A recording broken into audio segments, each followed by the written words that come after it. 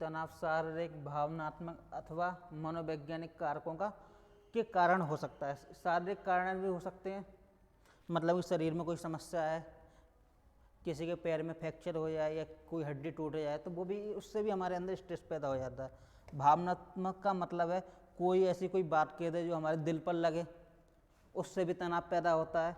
और भी अनेक मनोवैज्ञानिक कारक हो सकते हैं। ठीक है। पारिवारिक समस्याएं भी तनाव का कारण होती है कि पारिवारिक समस्याएं क्या होती हैं? राशन लाना है, रुपए नहीं है, तनाव हो गया, तनाव लेने लगे हम। बेरोजगारी भी एक समस्या है। परीक्षा का दबाव भी, अगर कोई परीक्षा है तो हमारे अंदर स्ट्रेस, तनाव अपने आप ही आ जाता है। ठीक है, ये बात तो आप अच्छे से जानते हो। बेरोजगारी भी एक समस्या है। अगर जॉब नहीं होती है तो धन व्यय किस प्रकार करेंगे? धन ही नहीं होगा खर्च करने के लिए, और जब धन नहीं होगा तो हम कोई काम नहीं कर पाएंगे। परिवार के किसी सदस्य या संबंधी की मृत्यु हो जाना, ये भी तनाव का कारण है। उन स्थितियों के उदाहरण जिनके कारण तनाव हो सकते हैं, वो सब तनाव के कारण हैं। ये बात आप अच्छे से जानते हो, इसमें ज़्यादा एक्सप्लेन करने की तो आवश्यकता नहीं है। भावनाओं से जूझना, ठीक है। अब भावनाओं से जूझने का मतलब ये हो सकता है, सभी मानव अनेक समस्याएं जैसे प्रसन्नता, खुशी, प्यार, उदासी, क्रोध, ईर्ष्या इत्यादि भावनाओं से गुजरते हैं। जो भावनाएं होती हैं ना, अब जैसे कि मान लो किसी की भावनाएं आहत हो जाएं, कोई किसी से कुछ अपेक्षा करता है, वो व्यक्ति उससे कुछ बोल दे, है ना। भावनाओं से जूझने के लिए अपनी आंतरिक तरह दूसरों की भावनाओं को समझना जरूरी है, कि जब हम अपनी और स्वयं की भावनाओं को समझ पाएंगे तभी तो हम उसका सामना कर पाएंगे। ये बहुत इंपॉर्टेंट है, भावनाओं से जूझना। जब हम दूसरे की भावनाओं को और अपनी भावनाओं को नहीं समझ पाएंगे तो उसका सामना कैसे कर पाएंगे? हमें जानना जरूरी है कि दूसरे की फीलिंग क्या है, हमें उस प्रकार का संप्रेषण करना है, कम्युनिकेशन करना है कि उससे उसको बुरा ना लगे। ठीक है, उनके संबंध में सर्वाधिक समुचित तरीके से कार्रवाई करना शामिल है। भावनाओं को समझने के लिए हम अपने एहसास विश्वासपूर्वक दूसरों के समक्ष अभिव्यक्त कर सकते हैं। कहने का मतलब है, मान लो कोई व्यक्ति कोई काम करना जा रहा है और वो काम हमने पहले से कर रखा हो, तो हमसे आगे पूछेगा कि अरे भाई साहब ये बताओ कि ये काम करेंगे तो दिक्कत तो ना होगी। तो आप उसमें ईमानदार बताइए, ईमानदारी से उसे डिसीजन दीजिए, हैं कि अगर मान लो आपको अच्छा लगा हो वो काम, या कहीं जाना, कहीं घूमना, कि वहाँ घूमना बेटर रहेगा, कि कोई चीज़ खरीदना, वो भी उसमें शामिल हो जाएगा।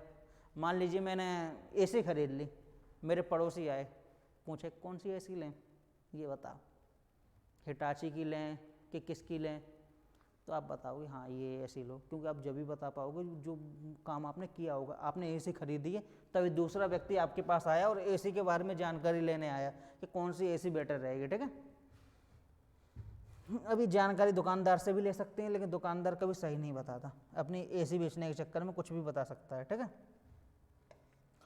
तो ऐसा काम ना करना है कि गलत चीज़ें दूसरों को ना बताएं, सही चीज़ बतानी है। ठीक है, भावनाओं को समझना, हम अपने एहसास विश्वासपूर्वक दूसरों के समक्ष अभिव्यक्त करें, दूसरों को ना बताने या उनका स्पष्ट अपबोधन ना होने से समस्या का समाधान नहीं होता। ठीक है,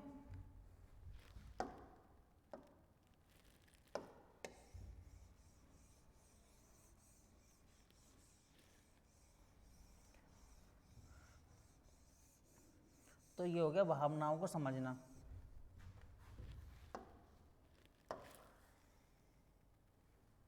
देखो, स्वसहायता समूह, स्वसहायता समूह जैसे कि एक तरीके से स्वसहायता समूह समान सामाजिक आर्थिक हालात वाले लोगों द्वारा गठित की जाती है कि लघु स्वैच्छिक संरचना है। मतलब इसमें ऐसा होता है कि मतलब कि कुछ लोग इकट्ठे हो जाते हैं, बता देते हैं, बोलते हैं, मान लो कोई व्यक्ति कहीं जा रहा है, तो उसने उससे एड्रेस पूछना है कि ये एड्रेस कहाँ पड़ेगा, तो 2-3 लोग इकट्ठे हुए, उन्होंने बता दिया कि ये एड्रेस ऐसे चले जाओ, ऐसे पहुँच जाओगे। ठीक है ना, तो इसका गठन नहीं किया जाता, ये अपने आप ही मतलब कि देखने को मिल जाता है। ठीक है, इसका गठन आर्थिक सहायता, समस्या के समाधान या निर्णय लेने के लिए किया जाता है। स्व सहायता समूह का गठन समुदाय की महिलाओं के लिए बीच भी किया जा सकता है, तथापि ये देखा जाता है कि महत्वपूर्ण गतिविधियों में महिलाओं का कार्य निष्पादन बेहतर होता है। ठीक है, मतलब ये है कि इस प्रकार का समूह जिससे कि लोगों का भला हो, जैसे कि महिला आयोग हो गया, महिला आयोग हो गया, तो ये भी उसमें शामिल हो जाएगा, स्व सहायता समूह। अब महिला आयोग होगा तो उसका अध्यक्ष महिला को ही बनाया जाएगा, पुरुष को थोड़ी ना बना दिया जाएगा। तो महिला आयोग स्व सहायता समूह में आ जाएगा। स्व सहायता समूह के कार्य, स्व सहायता समूह के कार्य क्या होते हैं? समूह के सभी सदस्य बचत की आदत नियमित और निरंतर होनी चाहिए, और राशि लघु या कम हो सकती है। ये सारी बातें बताना कि समूह के प्रत्येक सदस्य का आदर्श वाक्य पहले बचत बाद में उधार होना चाहिए। ये बातें लोगों को जागरूक करना। समूह के सदस्य ये सीखते हैं कि बचत के माध्यम से बड़ी मात्रा में नकद धनराशि को कैसे संभाला जा सकता है। बैंक ऋणों के उपयोग में जानकारी उपयोगी होती है। ठीक है, ये स्व सहायता समूह के कार्य होते हैं।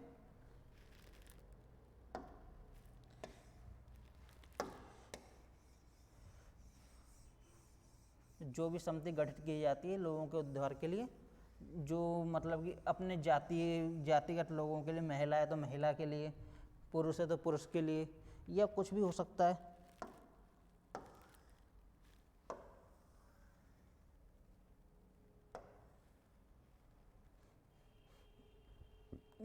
आंतरिक उधार, बचत का इस्तेमाल सदस्यों को ऋण देने के लिए किया जाता है। क्योंकि बैंक क्या करती है कि अगर हम बैंक की बात करें तो बैंकों का अपना एक समूह है।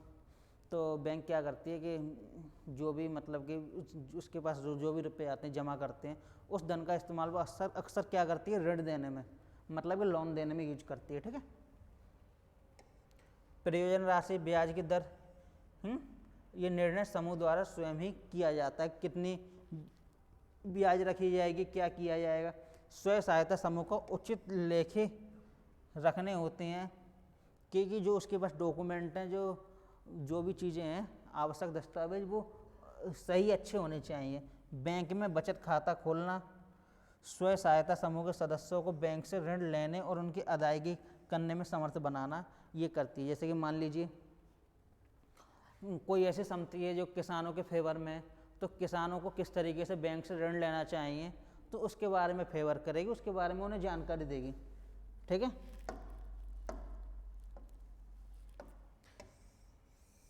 तो ये आंतरिक उधार में आ गया। समस्याओं पर चर्चा करना, प्रत्येक बैठक में समूह महत्वपूर्ण क्षेत्रों पर चर्चा करेगा, जैसे आय सृजक गतिविधियां, मृतक वर्धन, उत्पादन इकाइयां तथा ग्राम विपणन। ठीक है,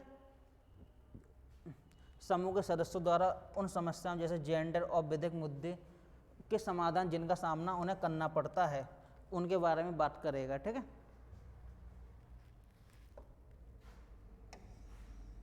तो ये सारी चीज़ें अगर मान लो कोई भी आप, जैसे कि प्राइमरी विद्यालय प्रबंध समिति होती है, वो भी इसका एक सीधा सा सिंपल सा उदाहरण है।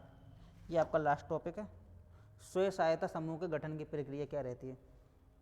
देखो, इसको समझ लो अच्छे से, ये थोड़ा इम्पोर्टेंट है।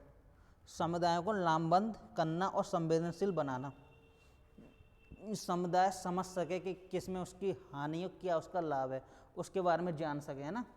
सहभागी ग्रामीण मूल्यांकन अभ्यास करना और विजन करना, मतलब कि एक तरीके से विजन पत्र बनाना कि हमें क्या क्या उद्देश्य रखने हैं, क्या क्या सफलताएं लेनी है, किस चीज़ को मतलब कि क्या क्या लक्ष्य रखने हैं, और लक्षित लोगों की पहचान करना, मतलब कि जो इससे पीड़ित हैं उसकी पहचान करना। समूह का गठन तथा उसका अभिमुखीकरण, गठन करना, उसे आगे की ओर प्रेरित कर देना, और सामूहिक विजन बनाना।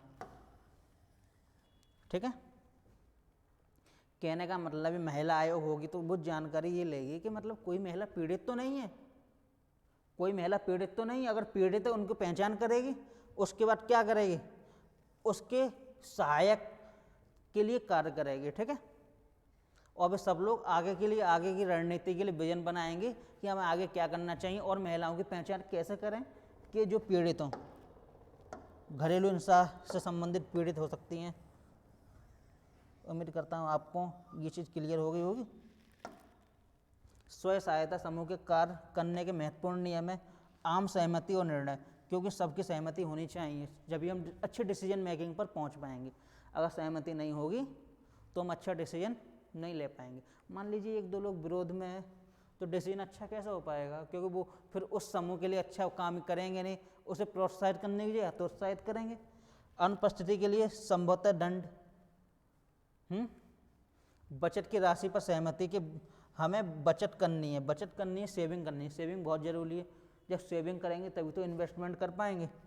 परस्पर एक दूसरे को लघु ऋण देना, मान लो किसी को कोई समस्या आ रही है तो उसको हम मतलब कि छोटा मोटा उसका मतलब कि रुपए पैसे की जो समस्या है उसको सॉल्व कर सकें। बैंक ऋण की अदायगी की आदतें कि बैंक से लोन कैसे लिया जाए, सभी लेन देनों के लिए साफ सुथरी बहियों का अनुरक्षण, मतलब कहने का मतलब दस्तावेज अच्छे हो जिससे कि हमने क्या ऋण लिया है, कितना लोन लिया है, उसको हम अच्छे से जान पाएँ।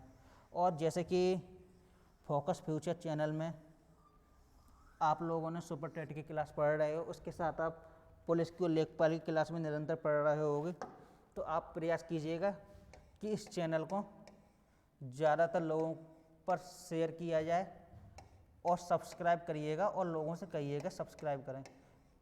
इसकी क्लासें बिल्कुल निःशुल्क हैं, आप लोग पढ़िएगा, बहुत ही अच्छी सामग्री है।